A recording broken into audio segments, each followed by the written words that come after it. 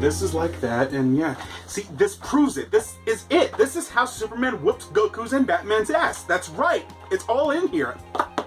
Oh, hey. I didn't see you guys there. I was just proving a point. Anyway, I guess it became like this unwritten rule that when you have a video game channel, you have to talk about all the latest trending topics. And, of course, I wanted to anyway. And if you haven't heard, then I guess you'd be living under a deeper rock than me, that Nintendo has made a big announcement that they are releasing a follow-up to their NES Classic that was released a year ago? 2 years ago? Who cares? Anyway, we are going to get the Super Nintendo Classic. Super.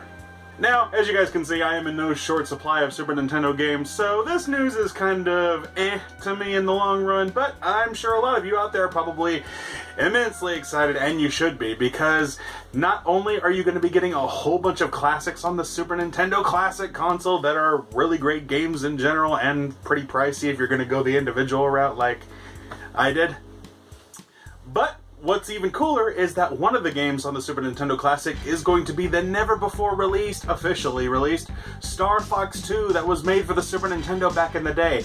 That game was so close to completion it was actually done, but at the last minute for some reason Nintendo decided to pull the plug on the game and say, you know what, the Nintendo 64 is right around the corner, let's just remake it and call it Star Fox 64.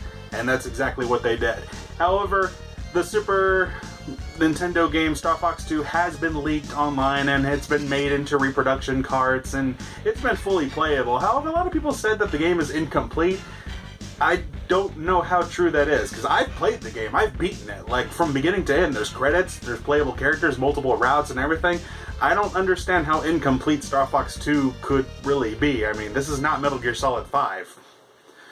But at the end of the day, you know what? It is really cool that Nintendo is going through with it and making another classic console, the Super Nintendo Classic. Now, I've seen some of the games on there. You've got Secret of Mana, great game. You've got Final Fantasy VI, aka 3, which is also really good. Mega Man X1, Donkey Kong Country, Super Mario, A Link to the Past. Like, you've got a lot of great titles on there, some of which, like, if you wanted to buy them individually, would cost you a pretty penny. Now, here's the only dilemma that would probably turn off a lot of people. Are they going to handle the Super Nintendo Classic better than they did the NES Classic? And by that I mean, are they going to make enough for everybody? Because the biggest hurdle that the NES Classic had was that they were in limited quantity, and I'd say about 90% of them got scalped and were being sold for insanely high prices. And Nintendo did nothing. They didn't respond to it. To my knowledge, they didn't even do any real re-releases either. And so anybody who wanted one and didn't get one when the getting was good, you were kind of up creek without a paddle.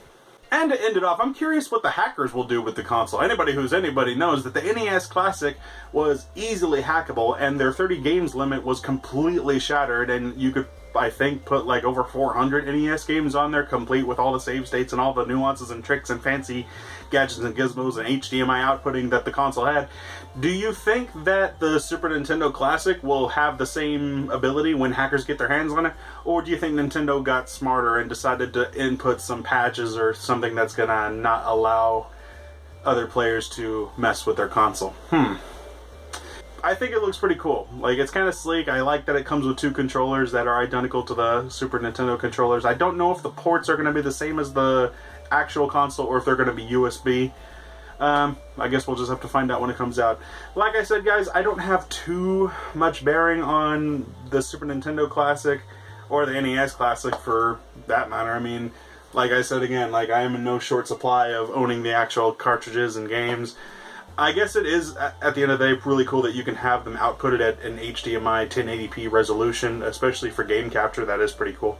I just hope that they make enough for everybody, and we don't have to deal with any more scalping and resellers getting them all and trying to nickel and dime every single person out there who wants to get one of these. And you guys deserve to get, if you guys don't have, aren't fortunate enough, and I can't blame you, it's an expensive world and it's an expensive hobby. I really hope that you guys can get your copy of a Super Nintendo Classic, because even for $79.99, that's a pretty damn good deal for a lot of these really great titles that you can play just on right there in one easy grand package. So yeah, let's hope Nintendo hears us and they make enough for everybody, because honestly, I think I'd like to get one too. It would certainly make it a little more convenient and easier to play than having to pull one of these off the shelf and hook it up to a console and having to hook it up to the computer. I mean, it eliminates a little bit of busy work, but that's how it is. Super Nintendo Classic. Pretty exciting to hear that they're going through with it. What do you guys think? I'd like to hear your guys' thoughts in the comments below.